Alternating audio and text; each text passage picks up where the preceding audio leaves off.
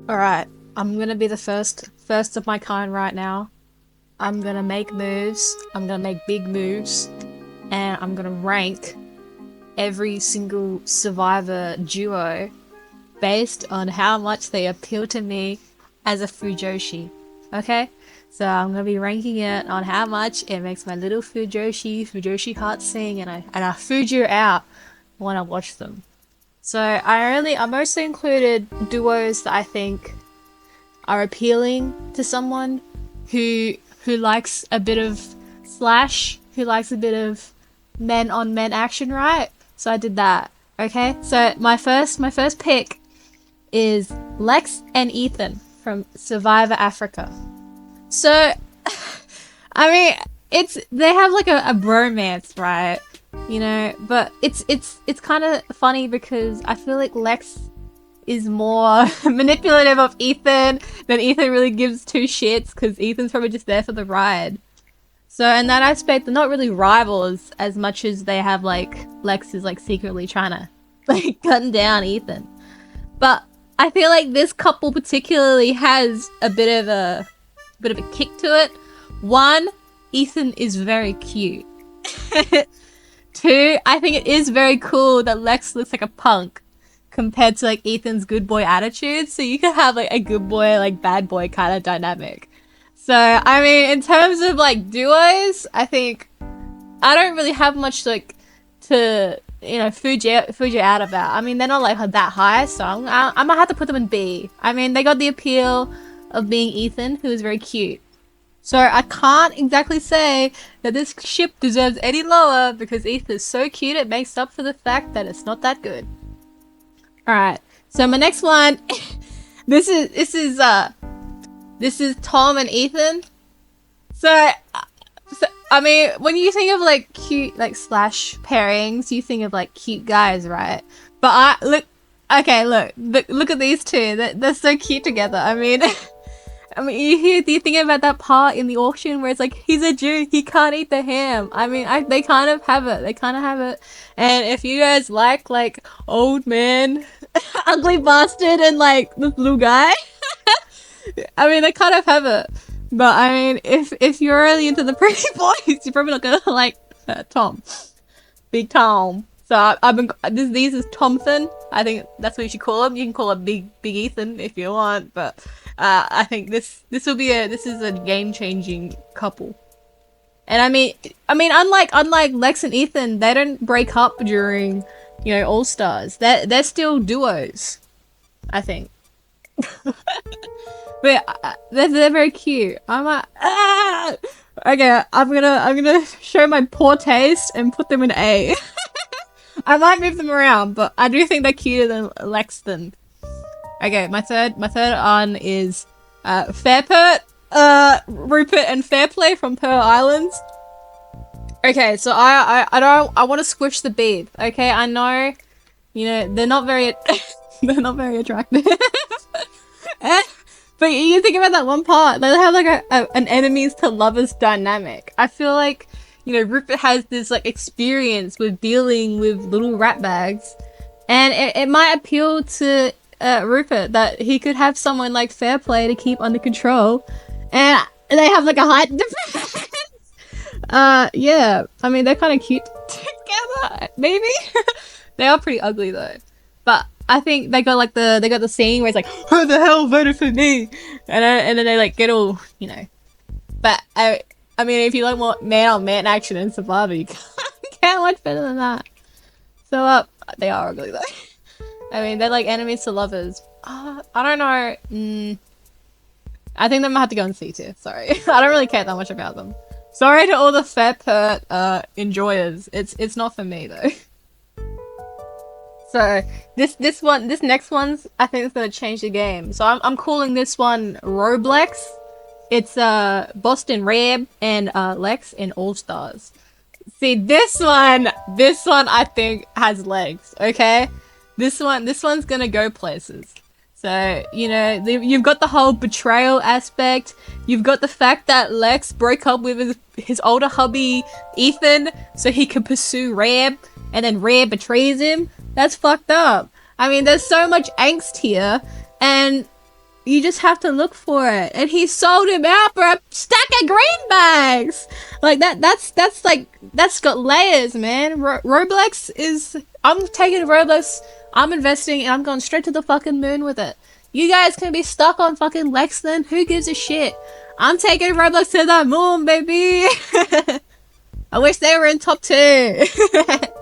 Alright, so next one.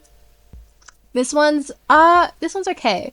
So this is Tom and Ian, you know, from Palau. Tom and Ian from Palau. You know, they've got like the whole dynamic duo saying okay. And I say it's okay. However, that like final immunity challenge, that is so crazy. I mean, think about the angst, man. They didn't want to betray each other. Well, they did want to betray each other. I think that's the whole point of why they're like stuck on the fucking poles for the entire time. But it's the aspect that they are so steadfast to their ideals before Ian finally steps down and acknowledges that his relationship with Tom is worth more than $1 million. That is so cute. I mean, come on, guys. Although, I mean, I think Ian has a lot more stake in the Tom loving than Tom in Ian. I don't think there's much of a mutual relationship there. And that's unfortunate for me because I like it when there's like, there's something there to chew on. And I feel like there's nothing there to chew on because do you really think that Tom was going to step down for Ian? Bleh. No. So in that aspect, I think Ian's a sucker and Tom is a Chad who gets a million big ones. A million greenbacks, one might say. So I might have to put them... I mean, if I could put them like here, I would, but I want to keep it clean. So I'll put them in C tier. They're on fair pert level. Alright, next one. I don't want to include this one necessarily. I just think it was an important dynamic duo. Ozzy and Yule. I mean, don't they look cute in their photo together? I mean, that's what dreams are made of, right? But I don't think they had much of a relationship in the game, necessarily. I mean, they're two very smart individuals. I feel like they're just passing ships in the night. They never really got it, you know? They never got it. So it's a bit of a shame to see how little that this ship really brought us in the show. But I'm sure they're good friends. I'm sure that it probably has a bigger fucking, like, bigger leg to stand on than, like, Thompson, but, I mean, it's just boring. I mean, I can't really see much about him. There's nothing there to chew on, necessarily. So, I don't know. I don't think it's better to put him in D of a fucking pepper, but I don't really see them that way. Sorry. Alright, this one's one-sided. This is Ozzy from Micronesia. Right, so I think the fun part of Micronesia and the Ozzy relationship dynamic is that Jason is a big fan of Ozzy, right? So Jason is a big fan of Ozzy. And that's very cute. I think it's very cute that Jason wants to get one over on him. But, I mean, I don't think Ozzy gives two shits, bro. Ozzy obviously does not care. I mean, Jason took time away from Ozzy that he could have spent with Amanda. So, I mean, if you like, you know, like, student-teacher dynamic or like the tutor and the tutoree, you might like Ozzy. But, I mean... it's not necessarily something that I could talk about at length. I do think it's very cute, but it's not a mutual relationship. So I'm gonna have to put this one in C because I do think that there's something there, but it's nothing big. So this one, oh, okay. This is the Survivor Fujobait to end all Survivor Fujobait. This is J Steve, man. J Steve is the GOAT, okay? Alright, let's just talk about J Steve, right? So, you know, they are the dynamic duo. They're the one that got all the cute little relationship. It's the fucking nerd and jock dynamic. That is so good. You know, Steven's a little wife getting everything done for his husband, and JT is the one who gets all the fucking points at the end because he's the one who got benefits from all of Steven's little planning. I mean, that's crazy. And they never even turned on each other. I mean, JT kinda turned on Steven at the Tribal Council, but it was for a million greenbacks. But, you know, they're friends afterwards, right? It's so cute. They even have, like, the opposites attract thing. Like, I think, wow. And then, you know, afterwards, Steven is so burned by JT. He can't trust another kind southerner in second chances. And JT couldn't do anything after Steven was gone. They work so well together. And that's why I think they might be the best Survivor Fujobait. Up there with Roblox, obviously. Alright, so this one, I think this one's a bit of a blind side, as one might say in the Survivor community. But I think there's something there. It's, oh fuck, where is it? Here we go. This is Coach and Tyson from Tocantins. So they also have a continued relationship in Heroes vs Villains. And I actually kind of find the dynamic of the like sarcastic and dry one who is like hesitantly involved in this fucking ape shit like crackhead energy kind of coach, right? That is like kind of cute, right? The dynamic is there. And I do think it's very sweet, even though I'm pretty sure Tyson's doing it under the guise of making fun of Coach. When he says to Coach, he says like, if you want people to take you seriously, maybe you shouldn't put feathers in your hair. And like the way he just talks to him is cute. And I think you could gain a lot from being a cute little Coach and stan, I think. So in terms of, I think, pure hilarity, and I think, you know, the way Tyson could talk to Coach like he's a fucking retard, right? But he doesn't. He talks to him like he's an equal. And that's very sweet. So I'm going to have to put them in A tier. I'm sorry. Tocantins is sweeping. And, okay, so I'm skipping a lot of seasons right now, but you can't really blame me because most of the seasons in the 20s are terrible. And I would rather not focus on any of them. So next one is Wu and Tony from Kyaaa. I think this one's obvious. I mean, you get the final Tribal Council and fucking Spencer literally sells like Wu, you were a dog. Okay, now we've got something to work with. I mean, I couldn't ignore it. It was just Spencer did it all for me. He put the dynamic out perfectly. Wow, thank you, Spencer. You're not on this list, but that's not really my fault, is it? You should have found a guy to, you know, get into it. However, I will say I don't get much out of Tony. I don't find him that interesting, and I also think there's not much to add about Wu either. There is nothing to chew on with this ship. And I mean, you can definitely ship it. I mean, I'm not gonna get mad at you, but in my head, I'm like, yeah, Wu kind of just is a dog. I mean, who cares? You know, fuck your dog. So, no, I don't know. I can definitely see it, but I don't think there's much chemistry there. So I might have to put them in there with Yule and Ozzy. Sorry, Woony fans. But I do... Okay, this one's pretty good too. This is Jay... We can't really see him in that photo, but I thought it was very cute. Jay and Adam from Millennials versus Gen X. So this is like the enemies to lovers to end all enemies to lovers. They literally go through the arc on the show. Jay literally describes Adam as a weasel and then decides he's a good guy. I mean, they wrote their own little like Fujobait onto the show. So I'm just picking up what they're putting down. Don't get mad at the messenger, get mad at them.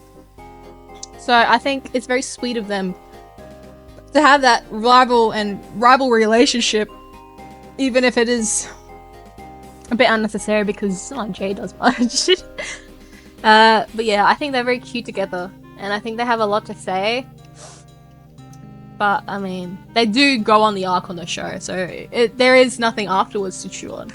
But it's definitely there. It's definitely there. I wouldn't get mad if you said, you know, Jadam was your favorite ship in all of Survivor.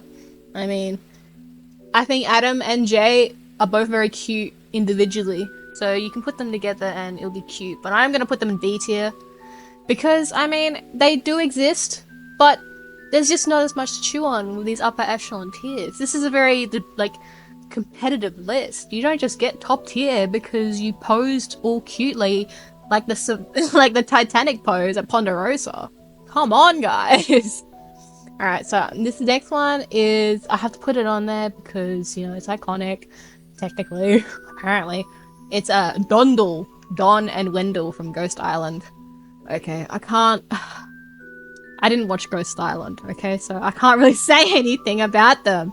One, is it Dom? Yeah, Dom is ugly, so I'm not gonna put him up very high. I don't give two shits about him. I don't give two shits that they fucking, you know, I guess it's kind of cute that they got the same amount of jury votes. I mean, that's romantic, right? I suppose. They do everything together. They run the game together. And secondly, I don't really like Wendell. I mean, he's kind of just an asshole. And I'm not gonna Fujo out over a guy who is mean and abusive to women. That's just not my style. I got better things to do, man. So, Domdol, you guys exist, okay? You guys exist.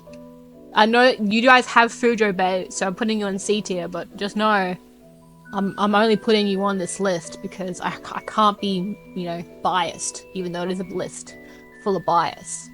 This next one, I just thought it was funny. Ben and Tony from Winners at War.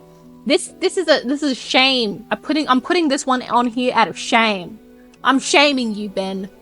I know that Ben, you know, he did this. He basically threw his game away so he could get Tony even further in. He didn't do anything. He was a loyal pawn to Mr. Tony here. And I think it works out for the season because I like Tony and I like that he won Winners at War. And if it was Tony throwing himself on the sword for Ben, I'd be very upset, okay? I'm not a Ben fan. You know, that might be a bit of a Ben bomb, but I'm not a Ben fan. But I do, I think you're gonna have to put this in the same category as Wu and Tony, where, you know, even though Ben is so, you know, he swore his allegiance to Mr. Tony here, I just don't give two shits, man. There's no chemistry there. I'm sure that there is. I mean, they're both doing like the copper and the whatever military man job, but it's detail. I'm sorry, I just don't give two shits. This next one is very cute, okay? This one is Jesse and Cody from Survivor 43. I didn't like Cody going in. So this might color in my bias a bit more. Because while I like Jesse quite a bit, I think he's a very good player and I like that he did this here. And I like the move he made here. And I really like that, while I don't like Cody necessarily, I do like that he gave him a bro hug here. And I like that they ran the game together, basically.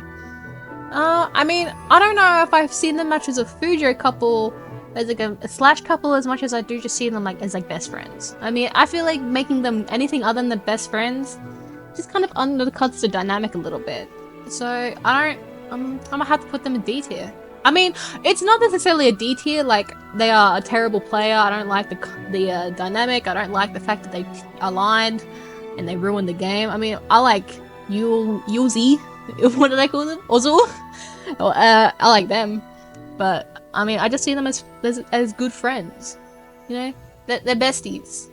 And I wouldn't want to get in the way of their, I wouldn't want, you know, romance to get in the way of their broti penis, okay? These ones, whew, okay. Last one, and I really wanted to put something 47 here, and the other seasons, I suppose. So I want to preface this last couple by acknowledging on 47, I think it's 47, that I wanted to put Sam and Andy on here. Okay, Sam and Andy, you know, they are very cute in real life.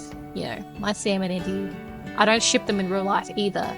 That's for Eddie and Andy. I don't ship Sam and Andy, sorry.